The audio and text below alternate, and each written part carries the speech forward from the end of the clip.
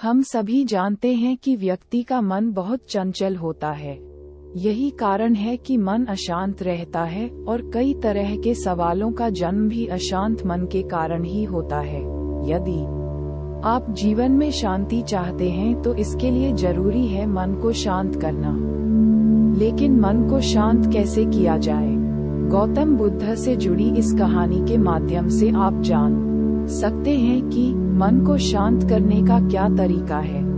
इसमें भगवान गौतम बुद्ध द्वारा मन को शांत करने के आयामों के बारे में बताया गया है। जानते हैं इस कहानी के बारे में जिससे आपका जीवन बदल जाएगा।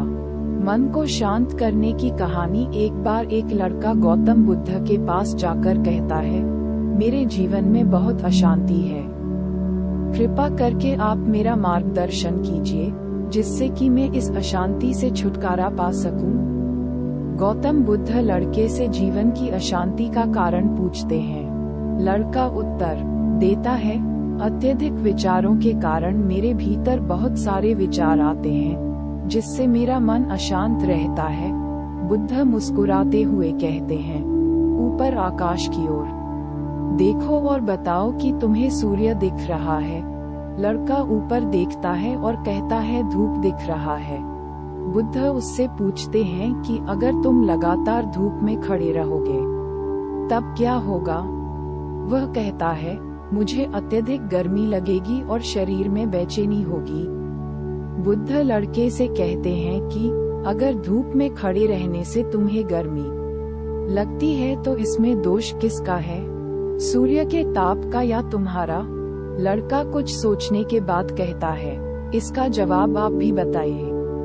बुद्ध कहते हैं, सूर्य का काम है ताप देना और ताप का काम है गर्मी लगना। ऐसे में तो दोष तुम्हारा ही है कि तुम धूप में जाकर खड़े हुए जिससे कि तुम्हें गर्मी लगी। तुम्हें अगर शीतलता चाहिए तो तुम्हें छांव में रहना होगा।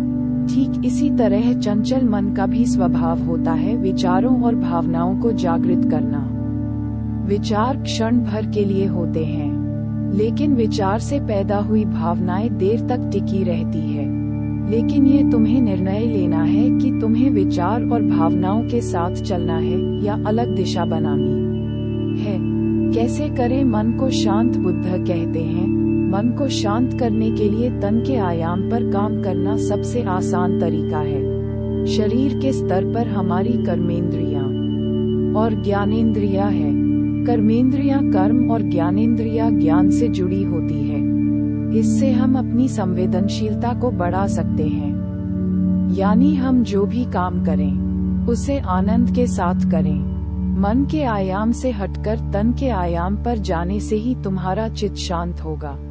ऐसा करने से तुम मन के आयाम से हटकर शरीर के आयाम पर आ जाओगे, ठीक उसी तरह जैसे तुम धूप से हटकर छांव में आ सकते थे। मन के आयाम से हटने पर तुम्हारी जागरूकता तन पर आ जाएगी। जब तुम तन के आयाम पर काम करोगे तब तुम्हारा चित्त शांत होगा।